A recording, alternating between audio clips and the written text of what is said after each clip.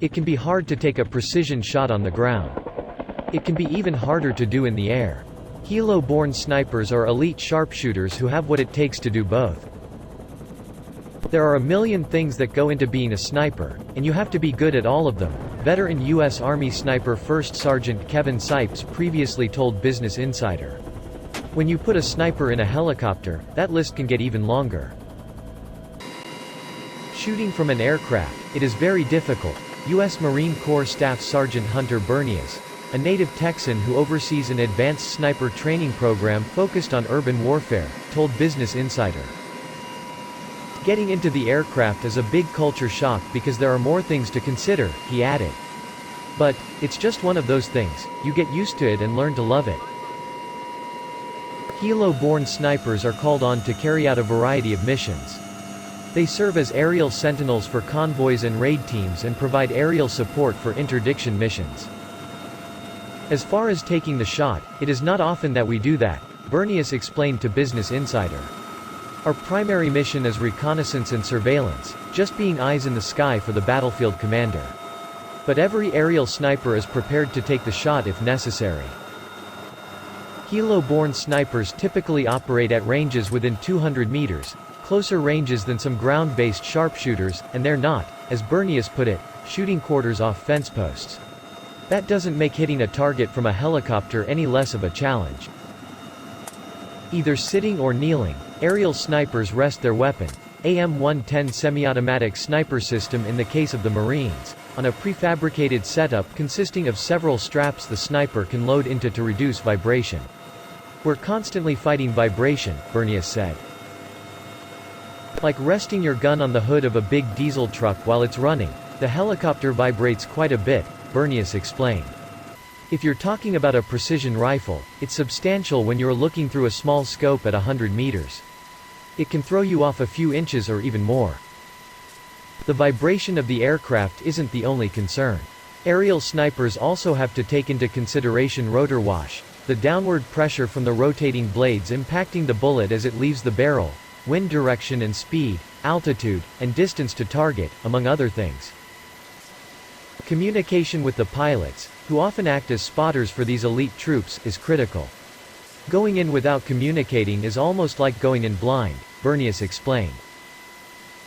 Before a sniper takes his shot, he loads into the rig to take any remaining slack out of the straps and dials in the shot, adjusting the scope for elevation and wind. Breathing out, he fires during a brief respiratory pause. If the sniper misses, he quickly follows with another round, which is one reason why the semi-automatic rifle is preferred to slower bolt-action rifles. Helo-born snipers can put precision fire downrange regardless of whether or not the helicopter is in a stationary hover or moving. In cases where the aircraft is moving, the aerial snipers will sometimes use a lagging lead, counterintuitively placing the reticle behind the target, to get an accurate shot. The urban sniper training that Bernius oversees is an advanced course for school-trained snipers, Marine Corps sharpshooters who have gone through the preliminary basic sniper training at Camp Pendleton in California, Camp Geiger in North Carolina, or Quantico in Virginia. In the advanced sniper program, Marine Corps snipers go through 4 weeks of ground-based sniper training before transitioning to the air.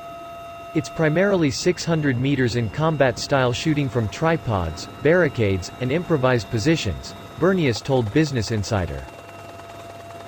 The first 3 days is laying down in the prone, and then after that, they will never shoot from the prone again, he explained.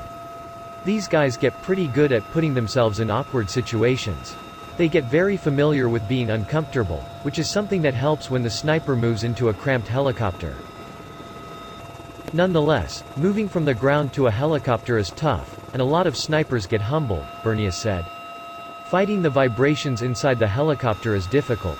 Some guys can really fight through it and make it happen, and some guys really struggle and they just can't get over it and can't make accurate shots, he explained.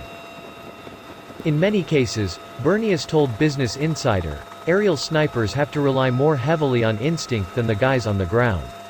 That takes repetition. That takes practice. But once a sniper has mastered these skills, they can use them not only in the air, which is the most challenging, but also in any other vehicle. The skills are transferable. But once a sniper has mastered these skills, they can use them not only in the air, which is the most challenging, but also in any other vehicle. The skills are transferable. Not everyone can be a Marine Corps sniper, and each person has their own motivations for serving. I grew up in a small town in East Texas hunting, playing in the dirt, hiding in the woods. It was a lot of fun. I could do that all day in and day out, Bernius explained to Business Insider. That's not why he joined up though. Bernius had the opportunity to play baseball in college, but in the wake of the 9/11 terrorist attacks, he decided to join the Marines instead. I don't regret it one bit. I'm very patriotic, he said. I'm doing this for the love of my country. I've been in 13 years. There's been a lot of ups and a hell of a lot of downs. But, I would say love of the country is what's keeping me around.